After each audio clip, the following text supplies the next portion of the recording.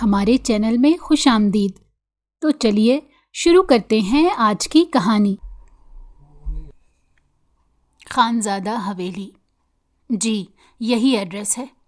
آپ جلد از جلد تمام مٹھائی کی ٹوکریاں یہاں پہنچا دیں۔ آج علی خانزادہ کی بہن کی شادی تھی۔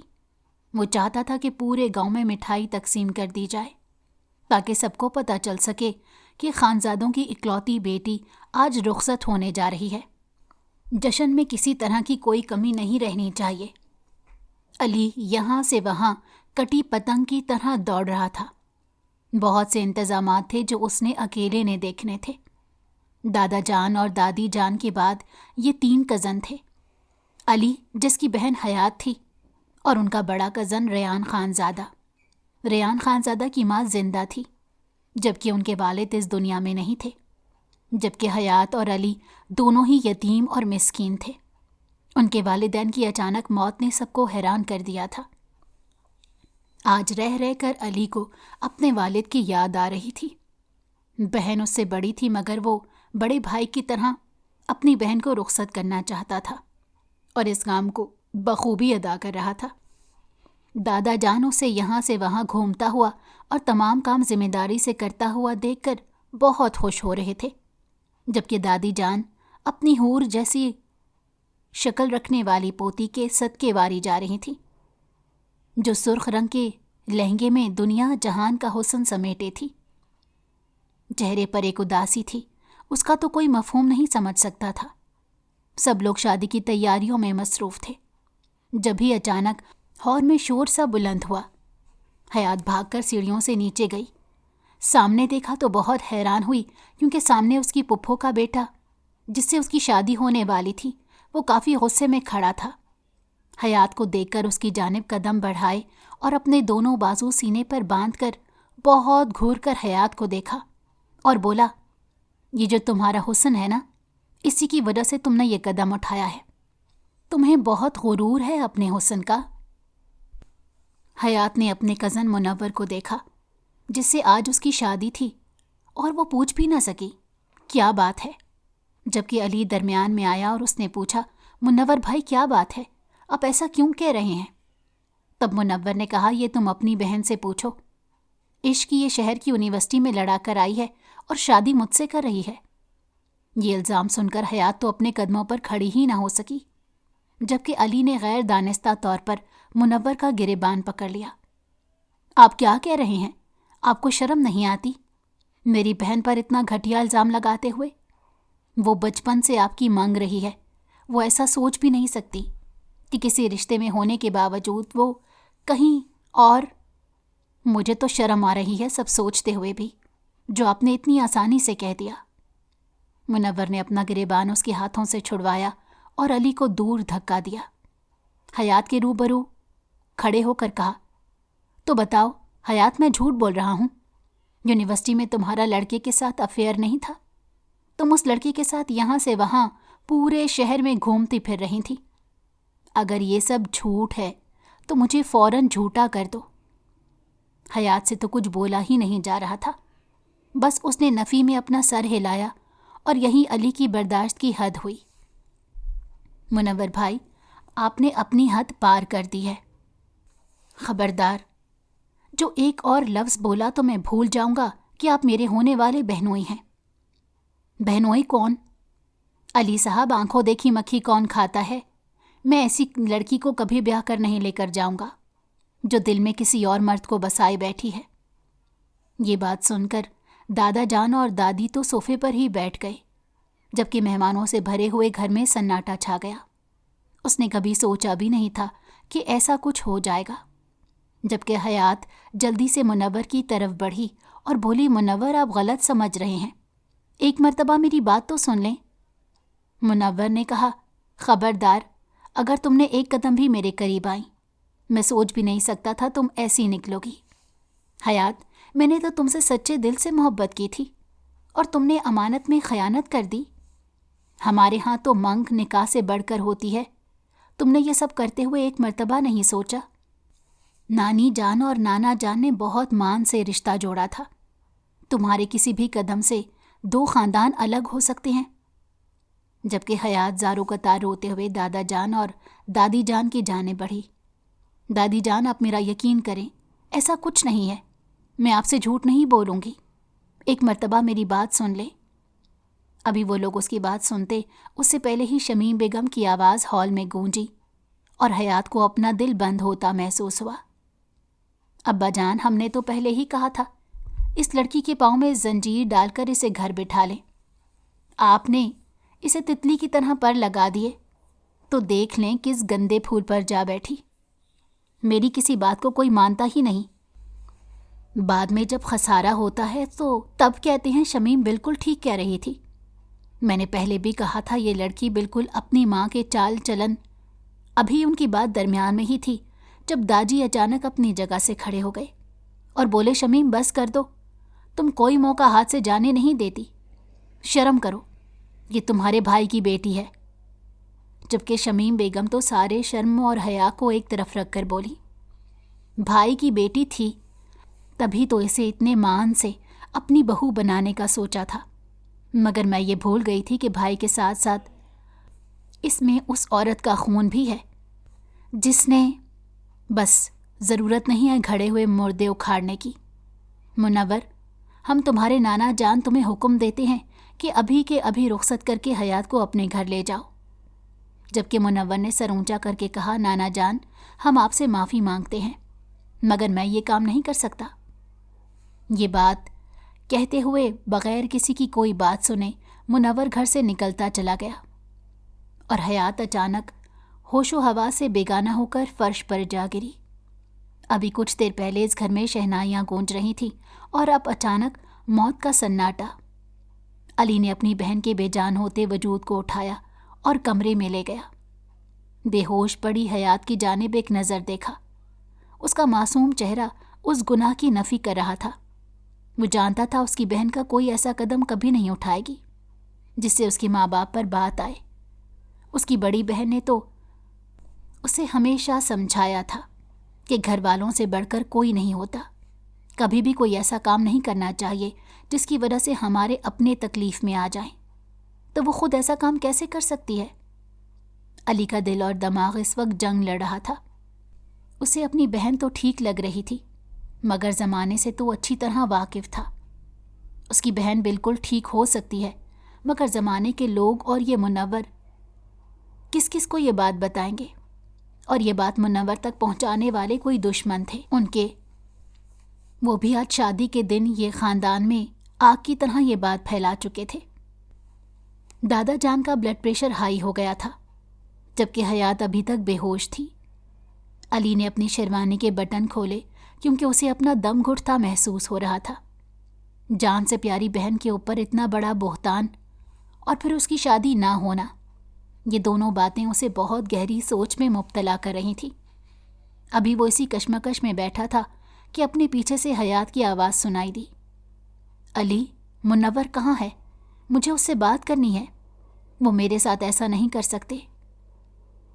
حیات یہ بات کہتے ہوئے پاگلوں کی طرح سیڑھیاں اترتی ہوئی ہال کی جانب جا رہی تھی۔ اچانک تصادم پہ زمین بوس ہوتی کہ کسی نے اس کی کلائی پکڑ کر اسے گرنے سے بچا لیا۔ کئی چوڑیاں اس کی کلائی میں ٹوٹ کر چپ گئیں، مگر اس وقت حیات کو اس تکلیف کی کوئی فکر نہیں تھی۔ اسے بس منور سے بات کرنی تھی جو کہ یہ گاؤں چھوڑ کر جا چکا تھا۔ علی اپنی بہن کو پکڑنے کے لیے بھاگا، مگر اسے کسی اور کے سہارے دیکھ کر چونکا تھا۔ ریان بھائی؟ حیات ایک جھٹکے سے سیدھی ہوئی اور ریان کے چوڑے سینے سے جا لگی۔ ذرا سے فاصلے پر ہونے کے بعد حیات نے ریحان سے کہا، ریحان بھائی دیکھیں منور نے میرے ساتھ کیا کر دیا، اسے روکیں، وہ آپ کی بات ضرور مانے گا، میری زندگی برباد ہونے سے بچا لیں۔ مگر ریحان آنکھوں پر کالا چشمہ لگائے اس وقت نہ جانے کسی غیر مرئی نقطے کو گھور رہا تھا۔ حیات نے ایک مرتبہ پھر دروازے کی جانب لپکنا چاہا، مگر ریحان نے اس کے دونوں بازو جکڑے اور گھر کے اندر کی طرف چل دیا۔ حیات پاگلوں کی طرح رو رہی تھی، اسے سمجھ نہیں آ رہا تھا کہ وہ کیا کرے۔ ریحان کے مضبوط گرفت سے وہ نکل نہیں پا رہی تھی۔ علی، سنبھالو حیات کو، پہلے دادی جان کی طبیعت خراب ہے، اس کو اس حالت میں دیکھیں گی تو بہت پریشان ہو جائیں گی۔ علی نے بھی اپنے بڑے بھائی کو دیکھا تو اسے کچھ ہمت ملی تھی۔ حیات ایک دم خاموش ہو گئی تھی۔ صوفے پر دادی جان کو خاموش بیٹھے دیکھ کر حیات ان کے قدموں میں جا بیٹھی۔ اس سے پہلے کہ وہ کچھ بولتی، دادا جان بولے، ہمیں تم پر خود سے زیادہ اعتبار ہے حیات، مگر ہمیں سچ بتاؤ، منور جو کچھ کر کے گیا ہے اس میں کیا 1% بھی سچائی ہے؟ حیات نے نفی میں سر ہلایا۔ دادا جان ایسا کچھ بھی نہیں، حیات نے روتے ہوئے جواب دیا، جبکہ وہ لوگ ریحان کی اچانک آمد پر بھی کافی حیران تھے، لیکن اس وقت صدمہ زیادہ تھا۔ دادا جان نے اسی وقت اپنی بیٹی شمیم بیگم کو فون کیا، مگر آگے سے جو ان کو سننے کو ملا وہ کافی حیران کن تھا۔ شمیم بیگم اور منور آدھے گھنٹے پہلے دبئی جا چکے ہیں۔ یہ خبر سن کر دادا جان صوفے پر بیٹھ گئے۔ کیسے 1 منٹ میں ساری خوشیاں ختم ہو گئی تھیں۔ حیات تو اپنی مہندی سے سجے ہوئے ہاتھ دیکھ رہی تھی اور بے آواز رو رہی تھی۔ وہ تو شادی سے پہلے ہی برباد ہو چکی تھی۔ تبھی دادا جان نے ریحان کی جانب دیکھا اور بولے، ریحان، اگر ہم نے تم سے ایک بات کہیں تو کیا تم بات مانو گے؟ دادا جان اب حکم کریں، مجھے خوشی ہوگی کہ میں آپ کی بات کا پاس رکھوں۔ علی، جاؤ نکاح خواں کو بلا کر لاؤ، ابھی اور اسی وقت ریحان اور حیات کا نکاح ہوگا۔ یہ بات سن کر ریحان تو چپ چاپ کھڑا رہا، مگر حیات جھٹکے سے اپنے دادا جان کی جانب بڑھی اور بولی، دادا جان یہ آپ کیا کہہ رہے ہیں؟ ریحان بھائی سے نکاح؟ اب میں اتنی بے مول ہو چکی ہوں کہ آپ مجھے زبردستی کسی کے بھی سر باندھ دیں گے؟ دادی جان نے حیات کے چہرے پر سے آنسو صاف کیے اور بولی، میری بچی، تم تو انمول ہو، تمہارا مول تو اس دنیا کا کوئی انسان نہیں ادا کر سکتا۔ شاید ہم سے ہی غلطی ہو گئی جو ہم نے تمہارے لیے منور کا انتخاب کیا۔ اگر تمہیں صحیح ہاتھوں میں سونپے بغیر مر گئے تو تمہارے ماں باپ کو کیا منہ دکھائیں گے؟ مگر دادی جان میری بات تو سنیں، ریحان بھائی نہیں، میری کیسے ہو سکتا ہے یہ؟ ریحان بھائی آپ کیوں چپ کھڑے ہیں؟ آپ منع کریں۔ مگر ریحان خاموشی سے ایک طرف منہ کر کے کھڑا ہو گیا۔ تھوڑی دیر میں حیات کے نہ کرنے کے باوجود بھی دادی جان نے زبردستی اس کا نکاح ریحان سے کروا دیا۔ دلہن کے روپ میں سجی سنوری حیات، جس کی چوڑیاں ٹوٹ چکی تھیں، آنکھوں کا کاجل بہہ بہہ کر ختم ہو چکا تھا اور ہونٹ شدت سے رونے کی وجہ سے نظر آ رہے تھے۔ کہیں سے بھی وہ 2 گھنٹے پہلے والی حیات نہیں لگ رہی تھی، اور یہی سب دیکھ کر 2 آنکھوں نے اپنی نظریں چرائی تھیں۔ ریحان، تمہاری مرضی ہے، اگر تم ابھی رخصتی چاہتے ہو تو ہمیں کوئی اعتراض نہیں۔ ریحان نے کہا، نہیں دادا جان، میں بس یہاں اپنی میٹنگ کے لیے آیا تھا، اور یہ سب باتیں سن کر حیران رہ گیا۔ جو آپ کا فیصلہ ہوگا مجھے منظور ہے، لیکن وہاں کچھ کام پینڈنگ پڑا ہوا ہے، مجھے پہلے وہ کرنا ہے، باقی میں یہیں آ کر اسی حویلی میں رہوں گا، مجھے 2 مہینے کی مہلت دے دیں۔ دادا جان نے اس بات میں سر ہلایا۔ حیات چپ چاپ اپنے کمرے میں بند ہو گئی۔ علی نے بہت مرتبہ دروازہ کھٹکھٹایا، مگر حیات نے دروازہ نہیں کھولا۔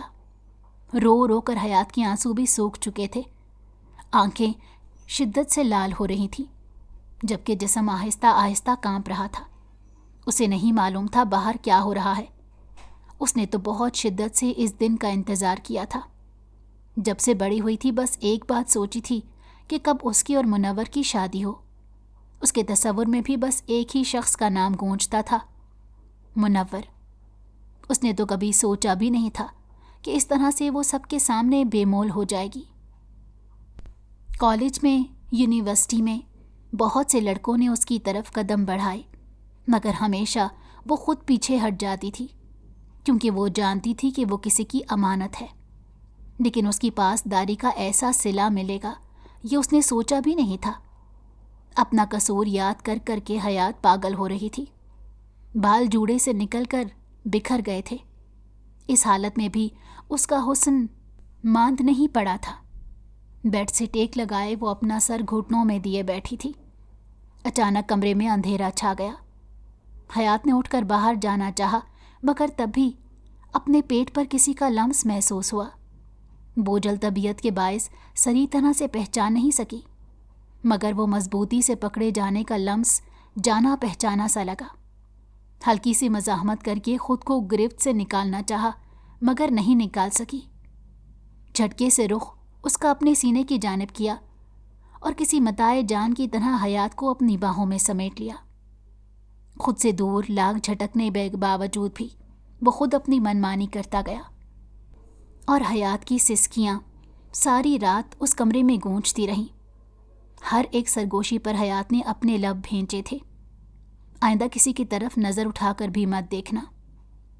گہرائیوں سے شدت چھوڑنے کی ایک ایسی حد تھی کہ حیات کو نہ چاہتے ہوئے بھی بہت بلند آواز میں ایک چیخ نکل گئی، خاموش، اگر تم نے آنسو بہائے تو میں اس سے بھی زیادہ شدت تم پر دکھا سکتا ہوں۔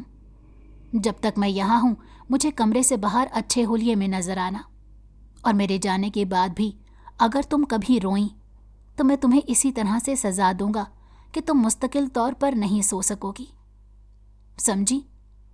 حیات نے خوف جذبات میں سر ہلایا۔ تکلیف اتنی تھی کہ پتہ نہیں چلا۔ وہ ستم گر بالوں میں انگلی پھیرنے لگا اور حیات سکون سے آنکھیں بند کیے سو گئی۔ اگلی صبح اٹھی تو اس کمرے میں اکیلی تھی۔ اپنے لباس کو دور خود سے پڑے دیکھ کر حیات کو ایک لمحے میں سمجھ آیا کہ کیا ہوا تھا۔ ریحان آئینے میں خود کو دیکھنے کے بعد وہ شدت سے روئی۔ حیات نہ جانے کس بات پر زارو قطار رو رہی تھی۔ نہ تو اس کی مرضی پوچھی گئی تھی، نہ اس رشتے کو آگے بڑھانے کے لیے شادی کی بڑی وجہ تھی جو اسے اپنی کم مائیگی کا احساس دلا رہی تھی۔ اب تو آنسو صاف کرتے ہوئے حیات کو اچانک وہ جان لیوا سرگوشی یاد آئی۔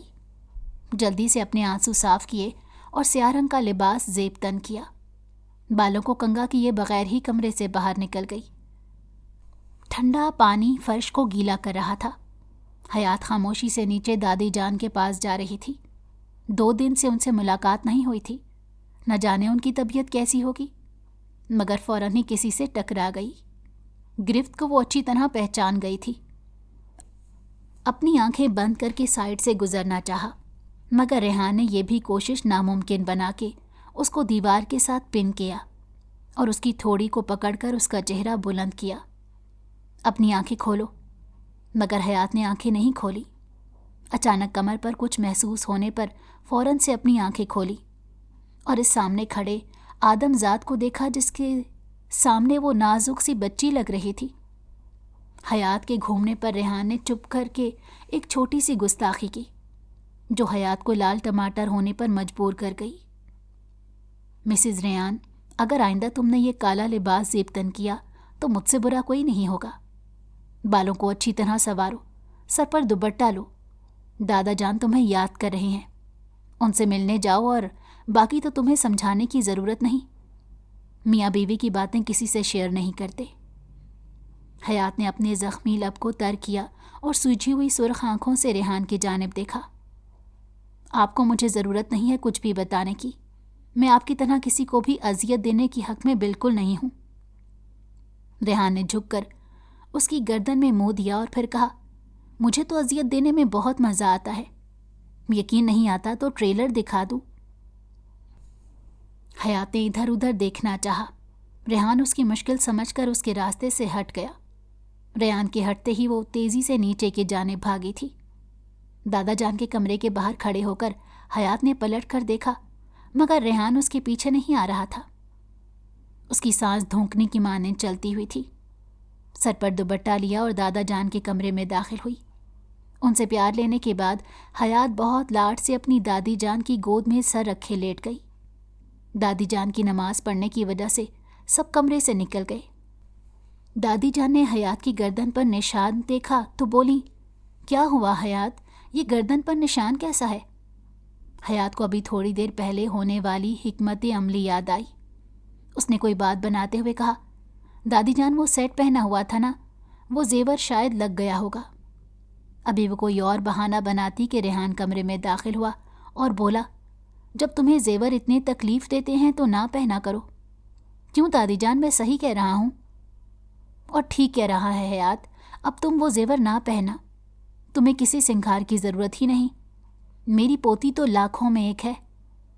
جی دادی جان، آپ صحیح کہہ رہی ہیں۔ آپی جان دیکھیں، میں آپ کے لیے آپ کے فیوریٹ رول بنا کر لایا ہوں۔ علی کی چہکتی ہوئی آواز نے حیات کو اپنی طرف متوجہ کیا۔ 2 دن ہو گئے ہیں میری آپوں نے کچھ نہیں کھایا۔ ریحان خاموشی سے وہیں موبائل لے کر صوفے پر بیٹھ گیا اور حیات بھی اٹھ کر بیٹھ گئی۔ دادی جان نے اپنے ہاتھ سے حیات کو کھانا کھلایا۔ حیات کھانا کھانے کے بعد وہاں سے جانے لگی جب اچانک حکم سن کر فوراً رک گئی۔ حیات بیٹا، تم خیر سے اب سہاگن ہو، آئندہ یہ سیاہ لباس نہ پہننا۔ جی دادو۔ حیات نے پرزور نظروں سے ریان کو دیکھا تھا جو صرف اور صرف موبائل میں ہی مصروف تھا۔ کمرے سے نکلنے کے بعد حیات باورچی خانے میں آئی۔ اسے شدت سے پیاس لگ رہی تھی۔ پانی پینے کے بعد جیسے ہی پلٹی، دروازے پر کھڑے ریان کو دیکھ کر اسی جگہ پر جم گئی۔ ریان نے حیات کی جانب دیکھا اور بولا، کیا ہوا؟ وہیں کھڑی ہو گئی ہو؟ کھڑی کھڑی فوت تو نہیں ہو گئی؟ حیات نے اسے کوئی جواب نہیں دیا اور دوسری سائڈ سے نکلنا چاہا جب اچانک ریحان نے اس کی کلائی اپنی گرفت میں لی اور جھٹکے سے اسے اپنے روبرو کیا۔ اچھی بیویاں شوہر کی فرما بردار ہوتی ہیں۔ حیات نے ریان کی جانب دیکھا اور دو بدو جواب دیا، اچھی بیویوں کے شوہر بھی اچھے ہوتے ہیں۔ ریحان نے حیات کی جانب غور سے دیکھا اور بولا، تو کیا بات ہے میں اچھا شوہر نہیں ہوں؟ تم یہی کہنا چاہ رہی ہو یا کوئی اور بات ہے؟ او اچھا، تمہیں تو لگا ہوگا کہ میں منور جیسا ہوں، مگر میری پیاری بیوی یہ تمہاری فقط سوچ ہو سکتی تھی کہ منور تمہارا شوہر ہوتا، یہ ہوتا وہ ہوتا، ایسا کچھ نہیں ہے۔ تم ریحان کی بیوی ہو اور میں بالکل نہیں چاہتا کہ میں اپنی بیوی پر زیادتی کروں، تو آئندہ اپنی سوچوں کو بھی مجھ تک محدود رکھنا۔ کبھی خیال سے بھی کسی دوسرے مرد کا سوچا تو کیا کریں گے؟ اب حیات کے ہاتھ میں موجود گلاس ریحان نے بہت زور سے فرش پر دے مارا۔ ایک چیخ کے ساتھ حیات ریحان کے سینے سے لگی تھی اور ریحان نے اپنے حصار میں اسے بہت سختی سے قید کیا اور بولا، یہی کروں گا، جو بھی تمہارے دماغ میں آیا اس کو زمین پر پھینک کر چکنا چور کر دوں گا اور تمہیں اپنی سانسوں سے بھی زیادہ قریب کر لوں گا۔ حیات نے اسے دور ہونا چاہا مگر ریحان نے بہت شدت سے اس کی سانسیں چھینی تھی۔ اچانک جھٹکے سے اسے الگ ہوا اور پیٹھ موڑ کر کھڑا ہو گیا۔ حیات یہاں سے چلے جاؤ، اس سے پہلے کہ میں کوئی اور حد پار کر جاؤں جو کہ تمہارے حق میں بالکل اچھا نہیں ہوگا۔ حیات نے اپنے زخمی ہونٹ کو انگلی سے چھوا اور وہاں خون دیکھ کر روتے ہوئے ریان کی پیٹھ دیکھی اور بولی، آپ شوہر تو کیا انسان کہلانے کے بھی لائق نہیں، جانور ہیں آپ کو ذرا احساس نہیں میں کتنی تکلیف میں ہوں؟ مجھے آپ سے نفرت ہے، شدید نفرت۔ میری زندگی برباد کر دی آپ نے، بغیر سوچے سمجھے آپ میری زندگی میں داخل ہوئے۔ اس سے پہلے کہ وہ کچھ کہتی ریحان پلٹا اور ریحان کی سرخ آنکھیں دیکھ کر حیات کی بولتی بند ہوئی۔ ریحان اس کی جانب قدم بڑھا رہا تھا کہ حیات فل تیزی سے کچن سے نکلتی ہوئی اوپر اپنے کمرے کی جانب بھاگ گئی۔ ریحان پیچھے سے یہ کہہ کر رہ گیا، حیات بی بی، یہ الفاظ تمہیں بہت بھاری پڑیں گے۔ دوسری طرف حیات نے اپنا کمرہ اچھی طرح بند کیا اور ڈریسنگ کی کرسی بھی دروازے کی آڑ میں لگا دی۔ اسے اب بہت خوف آ رہا تھا۔ پہلے تو اتنی بدتمیزی سے نیچے ریان کو جواب دے آئی تھی اور اب انجام کا سوچ کر اس کی روح کانپ رہی تھی، کیونکہ وہ اچھی طرح جانتی تھی ریحان کو شروع سے ہی بدتمیزی پسند نہیں۔ پتہ نہیں وہ کیسے اتنا سب کچھ بول آئی۔ اب پچھتا رہی تھی مگر اب پچھتاوے کا وقت نہیں تھا، ریحان کے انتقام کا وقت تھا۔ شام کے وقت تک حیات اپنے کمرے سے نہیں نکلی۔ علی نے دروازے پر دستک دی تو حیات کسی ڈر کے باعث اچھل کر کھڑی ہو گئی۔ آپ کو کیا ہو گیا؟ دروازہ کھولیں، صبح سے آپ کمرے میں بند ہیں۔ حیات نے اپنے بال سنوارے اور دروازہ کھولا۔ علی کو سامنے کھڑے دیکھ کر بولی، علی میرے سر میں درد ہو رہا تھا، اسی وجہ سے سوئی ہوئی تھی، بتاؤ کیا کہہ رہے ہو؟ علی نے کہا، آپ ہی کہنا کیا ہے، میرا دل کر رہا تھا آپ کے ساتھ بیٹھ کر باتیں کروں، آپ ہیں کہ کمرے میں بند ہیں، اور یہ ریحان بھائی پتہ نہیں کہاں گئے ہوئے ہیں۔ باہر نکلیں، آپ کب تک انہی سوچوں میں گھری رہیں گی؟ جو ہونا تھا وہ ہو چکا ہے، حالات کے ساتھ سمجھوتا کر لیا ہے تو سب کچھ بھول جائیں، ایک ڈراؤنا خواب سمجھ کر۔ حیات نے مسکرا کر اپنے بھائی کے بال سنوارے اور بولی اچھا بابا، آپ کی آپی بات سمجھ گئی، اب چلو نیچے دادا دادی کے پاس بیٹھتے ہیں۔ وہ دونوں نیچے چلے گئے۔ دادی جان نے جب حیات کو علی کے ساتھ ہنستے مسکراتے دیکھا تو ان کے دل کو کافی سکون ملا تھا۔ حیات نے بھی ان لوگوں کو جب خوش دیکھا تو احساس ہوا کہ حالات کیسی بھی انسان کے ہاتھ میں نہیں ہوتے، اور جیسا سوچتے ہیں ویسا تو ممکن ہوتا ہی نہیں۔ وہ بھی خاموشی سے ملازمہ کے ساتھ مل کر رات کے کھانے کی تیاری کرنے لگی۔ رات کا وقت تھا جب سب لوگ ہال میں جمع تھے اور ریحان صاحب کا ابھی تک کوئی پتہ نہیں تھا۔ حیات ہال میں بیٹھی ہوئی ریحان کا انتظار کر رہی تھی، کیونکہ دادی جان کا حکم تھا کہ اسے کھانا دینے کے بعد ہی وہ جا کر آرام کر سکتی ہے۔ حیات نکاہت سے وہاں بیٹھی تھی، کیونکہ وہ جانتی تھی کہ ریحان پھر سے کوئی جسارت کرے گا اور دوسرا دادی جان کو بھی ناراض نہیں کر سکتی تھی۔ حیات کو وہاں بیٹھے بیٹھے 1 گھنٹہ ہو چکا تھا، مگر ریحان کا ابھی تک کوئی پتہ نہیں تھا۔ حیات وہیں لیٹی لیٹی سو چکی تھی۔ صبح فجر کی اذان کی آواز پر حیات کی آنکھ کھلی تو وقت دیکھا 5 بج رہے تھے، اور خود کو ہال میں لیٹے دیکھا تو احساس ہوا شاید ریحان آیا ہی نہیں۔ وہ بھی خاموشی سے اٹھی اور اپنے کمرے میں جا کر نماز ادا کر کے سو گئی۔ 10 بجے تک اٹھی۔ ناشتے کے بعد دادا دادی جان سے بات ہوئی تو پتہ چلا ریحان واپس دبئی جا چکا ہے۔ حیات کو اس کے جانے سے ایک سکون سا ملا تھا۔ وہ بہت خوش ہوئی تھی یہ بات سن کر کہ اب سے اس کا ریحان سے سامنا نہیں ہوگا۔ کچھ دن اسے کچھ سپیس مل جائے گی۔ آنے والے وقت کے لیے سمجھوتا کرنے کے لیے وہ پرسکون ہو گئی۔ دن گزر رہے تھے، دیکھتے ہی دیکھتے 1 مہینہ ہو گیا اور ریحان واپس نہیں آیا۔ نہ ہی اس نے حیات سے رابطہ کرنے کی کوشش کی، جبکہ حیات بس ایک ہی بات عجیب لگ رہی تھی کہ اس نے مڑ کر رابطہ نہیں کیا، یا شاید بس وہ یہ رشتہ برائے نام رکھنا چاہتا ہے۔ یہی سوچ کر حیات خاموش تھی کہ دادا اور دادی جان اس کی ٹینشن لیں گے۔ علی بھی اپنی پڑھائی پر توجہ دے رہا تھا۔ ایک دم دروازے پر دستک ہوئی۔ حیات نے جا کر دیکھا تو اس کے نام کا کوریئر آیا تھا۔ یونیورسٹی والوں کی طرف سے نوٹس تھا۔ حیات کو کل جا کر اپنی ڈگری لینی تھی۔ ایک دم سے 2 مہینے پہلے کی تمام باتیں اس کے ذہن میں آنے لگیں۔ کیسے وہ اپنی دوستوں کو اپنی شادی کی باتیں بتا رہی تھی، منور کے بارے میں ایک ایک بات اپنی دوستوں کو بتاتی تھی۔ اب وہ جائے گی، وہاں سب کا سامنا کرے گی تو وہ لوگ اس کے شوہر کو منور سے کیسے ریپلیس کریں گے؟ وہ کیا جواب دے گی اپنی دوستوں کو؟ حیات کو کچھ سمجھ نہیں آ رہا تھا کہ وہ کیا کرے۔ تبھی دادا جان نماز پڑھ کر آئے اور حیات کو کھڑا دیکھا اور اس سے پوچھا کیا بات ہے۔ حیات نے وہ کوریئر ان کے سامنے کر دیا۔ انہوں نے بھی وہ پڑھا اور کہا یہ تو بہت اچھی بات ہے، تم نے اس ڈگری کے لیے کتنی محنت کی ہے۔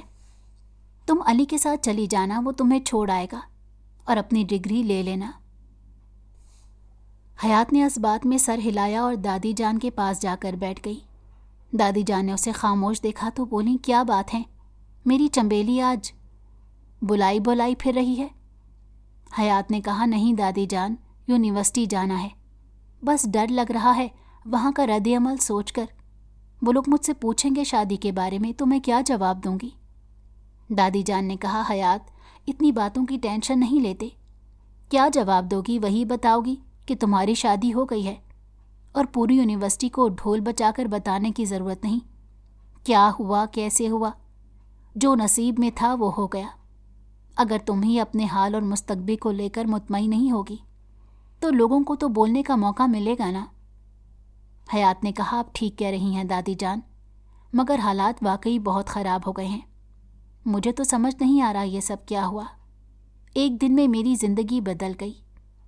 دادی جان نے کہا یہ سوچ چھوڑ دو، یہ سوچ ہی تمہاری سب سے بڑی پریشانی ہے۔ میں تو تم سے کہوں گی کہ ہر بات کو اتنا مت سوچو، اللہ نے کیا ہے، جو ہوا انشاءاللہ آگے بھی اچھا ہوگا۔ اچھی سوچ رکھو بیٹا۔ جی دادی جان، آپ ٹھیک کہہ رہی ہیں۔ آپ علی سے کہہ دیجیے گا وہ مجھے یونیورسٹی چھوڑ دے گا، میں ڈرائیور کے ساتھ واپس آ جاؤں گی۔ رات کو سوچوں کے تانے بانے جوڑتے جوڑتے نہ جانے حیات کب نیند کی وادیوں میں کھو گئی۔ اگلی صبح اس نے نیلے رنگ کا جوڑا زیب تن کیا اور چادر لے کر علی کے ساتھ یونیورسٹی کے راستے پر سوار ہو گئی۔ وہ تو بالکل خاموش بیٹھی تھی، مگر اس کا ذہن نہ جانے کیا کیا سوچ رہا تھا۔ علی نے اسے بات کرنی چاہی، مگر اسے سوچوں میں گم دیکھ کر خاموش ہو گیا۔ یونیورسٹی چھوڑنے کے بعد علی اپنے کام کو چلا گیا۔ حیات نے جیسے ہی یونیورسٹی میں قدم رکھا، اپنی دوستوں کو اپنی جانب آتا دیکھ کر زبردستی مسکرائی تھی۔ تمہیں شرم نہیں آتی حیات؟ کتنی بری دوست ہو، تم نے شادی کر لی اور میں تمہارے انویٹیشن کا انتظار کرتی رہی۔ تم نے مجھے بلایا ہی نہیں، نہ شادی کی پکچر سینڈ کی۔ یہ کیا طریقہ ہوا؟ اور اب تم 1 مہینے بعد آ رہی ہو، نہ کوئی رابطہ نہ خبر۔ مجھے تم سے بالکل یہ امید نہیں تھی۔ میں تو سمجھتی تھی کہ ہم بہت اچھے دوست ہیں، تم ہم سے سب کچھ ڈسکس کرتی ہو تو ہمیں اپنی شادی پر بھی بلاؤ گی، لیکن تم اتنی کنجوس نکلو گی، میں نے ایسا کبھی نہیں سوچا تھا۔ حیات نے ان دونوں کو دیکھا جو کہ غصے سے لال پیلی ہو رہی تھیں، اور کہا اب تم لوگ مجھ سے لڑتی رہو گی یا مجھے بھی بات کرنے دو گی؟ نمرا اور مہک نے حیات کی طرف دیکھا اور شدت سے اس کی گلے لگ گئی۔ کچھ بھی ہو، وہ چاروں دوستیں 3 سال سے ایک ساتھ تھیں۔ حیات ان کے ساتھ کینٹین میں آ گئی اور انہیں بتانے لگی کہ شادی ٹھیک ہو گئی تھی، بس تصویریں وغیرہ نہیں بنائیں، کیونکہ ان کا گاؤں ہے نا، وہاں پر کوئی اسٹوڈیو وغیرہ نہیں ہے۔ وہ لوگ بھی اس کی بات کو صحیح مان کر اس سے باتیں کرنے لگی۔ اچانک جب مہک نے پوچھا کہ اس کا شوہر کیسا ہے، اس سے محبت کرتا ہے کہ نہیں، تو یہ بات سن کر حیات ایک دم خاموش ہو گئی۔ اس کی آنکھوں کے سامنے ریحان کا چہرہ لہرایا۔ اس نے تو کبھی یہ سوال کیا ہی نہیں تھا کہ وہ اس سے محبت کرتا ہے یا نہیں۔ اس نے تو بس حیات سے اپنا حق لیا تھا، وہ بھی زبردستی۔ یہ باتیں اپنی دوستوں کو بتا کر خود کو ان کے سامنے شرمندہ نہیں کرنا چاہتی تھی، اس لیے بس ہوں اور ہاں میں جواب دینے کے بعد اپنی ڈگری لینے کے لیے جیسے ہی پروفیسر کے کمرے میں گئی، پروفیسر نے اس کے ساتھ بہت عجیب رویہ رکھا۔ حیات نے مسکرا کر سلام کیا تو انہوں نے بے رخی سے جواب دیا، جبکہ حیات کی ان سے کافی اچھی سلام دعا تھی، لیکن ان کا یہ رویہ حیات کو بہت عجیب لگا۔ ایسے جب دوسرے پروفیسر سے اپنی ڈگری لینے کے پاس سگنیچر کروا لیں گی تو انہوں نے بھی ایسا ہی رویہ رکھا، تو اسے سمجھ نہیں آ رہا تھا یہ ہو کیا رہا ہے۔ جب ہی وہ اچانک پین سے ٹکرا گئی، پھر انہوں نے اسے دیکھا تو بہت ہوش ہوا۔ حیات نے اس سے سلام دعا کے بعد بتایا اپنی شادی کا۔ انہوں نے کہا ہاں ہمیں پتہ ہے تمہاری شادی ہو گئی، مگر حیات بیٹی یہ سب کچھ جو تمہاری زندگی میں ہوا وہ تمہیں کسی کو نہیں بتانا چاہیے تھا۔ حیات نے کہا کیا مطلب، کیا ہوا؟ جو بات پیون نے حیات کو بتائی وہ سن کر حیات کو اپنا سر گھومتا ہوا محسوس ہوا۔ حیات خاموشی سے کینٹین سے نکلتی ہوئی اپنے گھر کی طرف چل دی۔ راہداری سے گزرتے ہوئے اچانک ایک پتھر حیات کے کندھے پر آ کر گرا۔ اچانک سے ایک شدید تکلیف کی لہر اس کے جسم میں اٹھی، مگر وہ برداشت کر گئی۔ اسے صرف جواب چاہیے تھے، اس سب کا کیا مقصد تھا؟ وہ اندھا دھند سڑک عبور کرتے اپنی کار میں جا بیٹھی۔ ڈرائیور سے کہا کہ سیدھا خانزادہ حویلی چلو۔ سارے راستے وہ تڑپتی آئی تھی، ایک آگ تھی جو اس کے دل میں لگی ہوئی تھی۔ اتنا سب کچھ کرنے کے بعد بھی وہ سب سے چھپاتی آئی تھی ساری باتیں، اور یونیورسٹی میں اس کے نام کے اشتہارات لگ چکے تھے۔ اسے بہت خواہش تھی کہ وہ جس یونیورسٹی سے ڈگری کمپلیٹ کر رہی ہے یہیں پر پروفیسر کی جاب لگے، مگر اس کی یہ خواہش بھی ہمیشہ ہر خواہش کی طرح ادھوری رہ گئی۔ بہت سے بے مول آنسو اس کی آنکھوں سے بہہ رہے تھے، جنہیں وہ بے دردی سے صاف کرتی آ رہی تھی۔ چہرہ غصے کی شدت سے لال ہو رہا تھا، مگر وہ ضبط کی انتہا پر بیٹھی تھی۔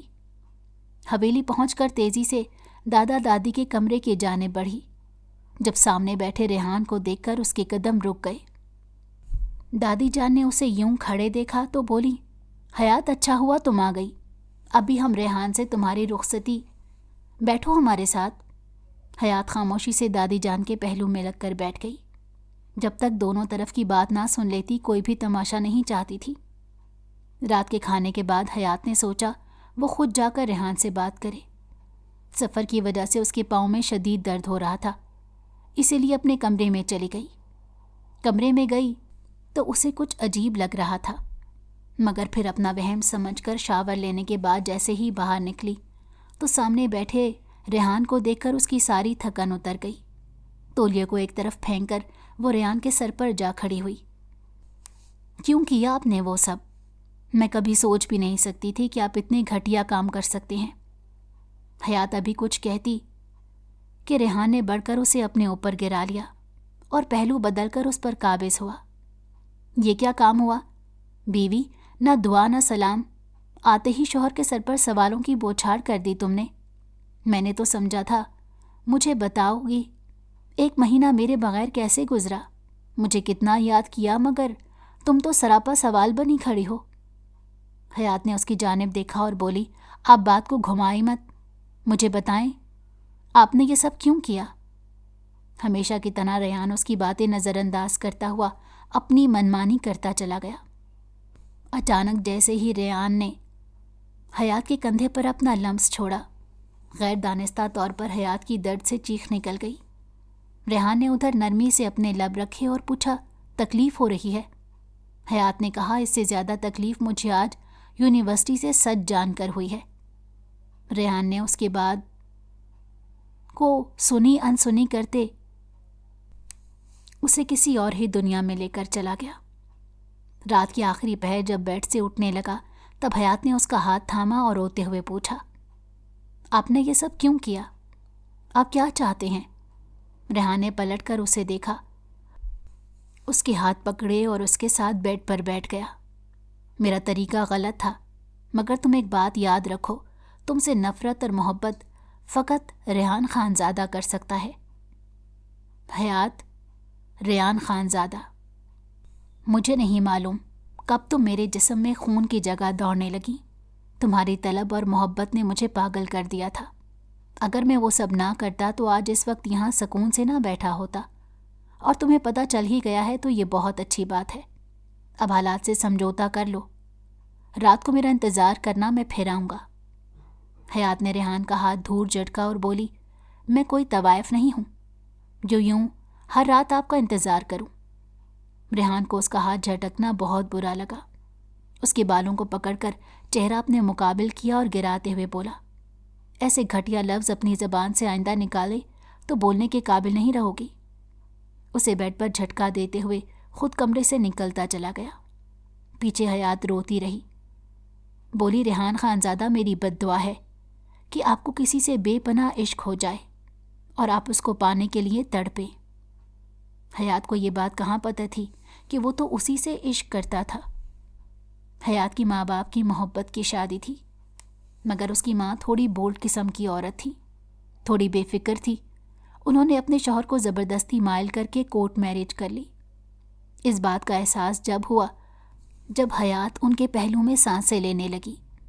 ان کے شوہر تک انہیں کہتے تھے کہ حویلی چلو، مگر وہ انکار کر دیتی تھیں اور کہتی تھی کہ وہ حویلی جا کر اپنے گھر والوں کو حیات کی ماں کے رشتے کے لیے بلائیں، اور اس طرح سے دنیا کی نظروں میں ان کا بچہ جائز کہلایا جائے گا۔ یہی بات طے ہوئی تھی۔ حیات کے باپ تو اپنے والدین کو منانے کے لیے حویلی چلے گئے، لیکن پیچھے سے حیات کے نانا نے اس کی ماں کا ابارشن کروانا چاہا۔ جب حیات کی ماں کو بات پتہ چلی تو انہوں نے جلد از جلد اپنے شوہر سے رابطہ کرنا چاہا، مگر ان کی جگہ فون ریحان کے باپ نے اٹھا لیا اور ایک قیامت برپا ہو گئی۔ دونوں طرف سے ریحان کے باپ نے آگ لگا دی تھی۔ ادھر حیات دنیا میں آئی اور اس کی ماں اس دنیا سے رخصت ہو گئی، جبکہ اپنی دل عزیز بیوی کی اچانک موت کا سن کر حیات کے باپ بھی شدید صدمے کے باعث اس دنیا سے چلے گئے۔ جب حیات کے باپ کی تدفین کے بعد ان کے کمرے کو صاف کیا گیا تو ان کی ڈائری ملی، اور اس ڈائری میں ان کے تمام شواہد ملے کہ یہ بچہ جائز ہے۔ وہ کب سے ان کی ماں سے محبت کرتے تھے، کیسے انہوں نے کورٹ میرج کی اور کیسے اپنے ماں باپ سے شادی کی بات کرنے آئے۔ جب حیات کے دادا دادی کو یہ بات پتہ چلی تو انہوں نے حیات کے نانا نانی سے بات کی اور حیات کو اپنے گھر خانزادہ حویلی لے آئے، مگر ریحان کے باپ نے جو آگ لگائی تھی اس کا شمیم بیگم نے تو ایسا تماشا لگایا کہ پورے خاندان میں یہ بات مشہور ہو گئی کہ حیات کی ماں ایک بد چلن عورت تھی، جبکہ ان کے حرکتوں سے بچنے کے لیے حیات کے دادا دادی ان سے کنارہ کشی ہی رکھتے تھے کسی نہ کسی طرح حیات کی اور ان کی پھوپھی کے درمیان کچھ تکلفات کم ہوئے تھے جو منور کے رشتے کا باعث بنے، مگر ریحان نے ایک گھٹیا کام کر دیا۔ اس نے جب منور کی اور حیات کی شادی کی خبر سنی تو پاگل ہو گیا، اور اس نے یونیورسٹی میں یہ بات پھیلا دی کہ حیات اپنے کزن سے محبت کرتی ہے لیکن شادی کسی اور سے کر رہی ہے۔ اس کی ساری امیج اس نے خراب کر کے رکھ دی تھی۔ جب یونیورسٹی کے ایک لڑکے کو پیسے دے کر کچھ دن حیات کے پیچھے لگایا، اسے نوٹس کے بہانے سے تصویریں بنائیں جو منور کو بھیجی تھیں۔ منور جو شروع سے ہی حیات کا اتنے پڑھنے لکھنے کے خلاف تھا، اس کو ایک وجہ مل گئی تھی، لیکن ریحان نے جو پیش گوئی اس کے سامنے کی وہ سن کر کسی کا بھی ایمان ڈگمگا جائے، وہی منور کا ہوا۔ اور اسی دن ریحان نے ہیرو کی طرح وہاں جا کر حیات کو ہمیشہ ہمیشہ کے لیے اپنے نام کر لیا۔ وہ اسے تکلیف دینے کے باوجود بھی خود سکون سے نہیں بیٹھ رہا تھا۔ حیات کو یہ بات رہ رہ کر پریشان کر رہی تھی کہ اس نے آخر ایسا کیوں کیا تھا۔ وہ حیات سے 5 سال بڑا تھا۔ اسے اچھی طرح معلوم تھا کہ حیات اور منور کا بہت پہلے رشتہ ہو چکا ہے، پھر اس نے یہ سب حیات کے ساتھ کیوں کیا؟ روتے روتے نہ جانے کب سو گئی۔ صبح جب آنکھ کھلی تو دکھتے سر کے ساتھ علی کو اپنے سرہانے بیٹھا دیکھا۔ اچانک گھڑی کی طرف نظر گئی تو 4 بج رہے تھے۔ حیات نے اٹھنا چاہا مگر اس کے جسم میں کمزوری محسوس ہوئی۔ پورے گھر کو اپنے کمرے میں جمع دیکھ کر حیات کو سمجھ نہیں آیا کہ کیا ہوا ہے، تب اچانک علی نے سہارا دے کر اسے اٹھایا۔ ریحان پر نظر پڑی جو کہ دروازے کے ساتھ کھڑا تھا۔ حیات نے ریحان کی طرف دیکھا، دونوں کی نظریں ملیں۔ دادی جان نے آگے بڑھ کر حیات کے ماتھے کا بوسہ لیا۔ بہت مبارک ہو میری بچی، اللہ نے اس حویلی میں پہلی خوشی دی ہے، میں بہت خوش ہوں، میں پردادی بننے والی ہوں۔ حیات تو یہ بات سن کر ہی سکتے میں چلی گئی تھی۔ ڈاکٹر نے کہا ہے تم بہت کمزور ہو، بہت کچھ سوچتی رہتی ہو، اب میں نے تمہیں کچھ زیادہ کرتے دیکھا نا تو مجھ سے برا کوئی نہیں ہوگا، اور ریحان بھی اب دبئی نہیں جائے گا، تمہارا خیال رکھے گا۔ دادا جان نے بھی اس کے سر پر ہاتھ رکھا اور چلے گئے، جبکہ علی اپنی بہن کا ہاتھ چومنے لگا۔ آپی میں بہت خوش ہوں، میں ماموں بننے والا ہوں، میں ابھی مٹھائی باندھ کر آتا ہوں۔ ان سب کے جانے کے بعد ریحان نے دروازہ بند کیا اور خود چھوٹے چھوٹے قدم اٹھاتا بیڈ پر حیات کے برابر آ بیٹھا۔ حیات نے غیر ارادی طور پر اسے تھوڑا فاصلہ بنایا تھا، جو کہ ریحان کو ناگوار گزرا۔ میں جتنا چاہوں تم سے سخت نہ ہوں، تو مجھے کوئی نہ کوئی وجہ دے دیتی ہو خود پر ستم ڈھانے کی۔ حیات نے اسے کوئی جواب نہیں دیا۔ ریحان نے خود آگے بڑھ کر حیات کو اپنے سینے سے لگایا۔ شکریہ، بہت شکریہ حیات، مجھے زندگی کا سب سے خوبصورت تحفہ دینے کے لیے، میرا وہ خواب مکمل کرنے کے لیے جو میں اکثر دیکھا کرتا تھا۔ تم اپنا بہت خیال رکھنا، میرا سب سے قیمتی اثاثہ ہے تمہارے پاس۔ حیات خاموشی سے چادر اوڑھے اس سے پیٹھ موڑ گئی۔ اس دن کے بعد حیات کی اور ریحان کی کوئی بات نہیں ہوئی۔ پورا گھر مل کر حیات کا بہت خیال رکھتا تھا۔ ریحان تو اکثر اسے بات کرنے کی کوشش کرتا، مگر وہ اسے زیادہ بات نہیں کرتی تھی، نہ ہی کوئی جواب دیتی تھی۔ آج سارے گھر والے کہیں گئے ہوئے تھے جب علی اپنے کمرے میں سو رہا تھا، کیونکہ وہ رات کو پیپر دے کر آیا تھا، اور ریحان دوسرے کمرے میں بیٹھا اپنے کلائنٹ سے میٹنگ کر رہا تھا، جبکہ حیات ہمیشہ کی طرح بیڈ پر بیٹھی فروٹس کھا رہی تھی۔ اس کا 6واں مہینہ چل رہا تھا۔ ریحان لیپ ٹاپ رکھنے کے لیے کمرے میں آیا تو اسے خاموش بیٹھا دیکھ کر بیڈ پر اس کے پاؤں والی جگہ کر بیٹھ کر اس کے پاؤں کا مساج کرنے لگا۔ حیات نے پاؤں پیچھے نہیں کیے کیونکہ وہ جانتی تھی وہ زبردستی اس کے پاؤں کا مساج کرے گا۔ اس نے بھی کوئی جواب نہیں دیا۔ ریحان نے اسے بات کرنے کی بہت کوشش کی۔ ریحان کی جب ہمت جواب دے گئی تو کھڑا ہو کر اس نے دروازہ بند کیا اور حیات پر بری طرح قابض ہوا۔ حیات کے صرف سسکاریاں نکل رہی تھیں کیونکہ آنسو ریحان نکلنے نہیں دے سکتا تھا۔ غصے سے حیات اس کے پہلو میں لیٹی تھی۔ اچانک اٹھنے لگی تو ریحان نے دوبارہ سے اسے اپنے ساتھ لٹا لیا۔ آخری بار اس بارے میں بات کر رہا ہوں، اس کے بعد دوبارہ زندگی میں کبھی بات نہیں کروں گا۔ میں جانتا ہوں مجھ سے غلطی ہو گئی، سب کچھ میں نے تمہاری محبت میں کیا۔ مجھے لگتا تھا شروع میں تم مجھ سے نفرت کرتی ہو، کیونکہ تمہاری وجہ سے گھر والوں کے ساتھ یہ ہوا، میرے بابا سے سب بدگمان ہوئے، لیکن مجھے تم سے شدید محبت تھی۔ جو منور اور تمہاری شادی کا پتہ چلا تو میرے جسم میں ایک آگ سی لگ گئی تھی۔ اگر میں یونیورسٹی میں وہ باتیں نہیں پھیلاتا تو منور اور تمہارے درمیان غلط فہمی نہ ہوتی اور وہ شادی والے دن یہاں سے نہ چلا جاتا، نہ ہی تم مجھے ملتی۔ ایسا ہوتے میں نہیں دیکھ سکتا تھا۔ اس نے اس کی طرف دیکھا اور بولی، آپ نے مجھے سب کے سامنے بے مول کر دیا۔ میں نے تمہیں کوئی بے مول نہیں کیا، بس میرا طریقہ غلط تھا، ورنہ میں کیا ہر جگہ آپ کی ہونڈا گردی چلے گی؟ ہر جگہ نہیں، صرف تمہارے اوپر چل جاتی ہے۔ اس کا نتیجہ اب 3 مہینے بعد دنیا میں آ جائے گا۔ کوئی بہت ہی بیہودہ انسان ہے آپ ریحان، میں سوچ بھی نہیں سکتی تھی آپ ایسا کچھ کریں گے۔ چلو اب تو میں نے کر دیا نا، آخری غلطی سمجھ کر معاف کر دو۔ حیات میں تمہارے ساتھ ایک پرسکون اور اچھی زندگی گزارنا چاہتا ہوں۔ یہ چپکلش کی دیوار ہمارے درمیان سے گرا دو، آخری موقع دے دو اپنے ریحان کو۔ وعدہ کرتا ہوں آئندہ کبھی بھی تمہیں کوئی تکلیف نہیں ہونے دوں گا۔ حیات نے بھی جب اس کو شرمندہ دیکھا تو اس کے ہاتھ پر ہاتھ رکھا۔ ریحان نے جھک کر اس کی پیشانی پر بوسہ دیا۔ دور کھڑی زندگی مسکرا رہی تھی۔ محبت اور ضد اور انا کی جنگ میں محبت کی ہی جیت ہوئی تھی۔ اگر آپ کو ہماری کہانی پسند آئی ہو تو ہمارے چینل کو لائک کریں اور سبسکرائب کر دیں۔ بیل نوٹیفیکیشن کو بھی آن کر دیں تاکہ ہماری آنے والی ہر مزیدار کہانی آپ کو وقت پر ملتی رہے۔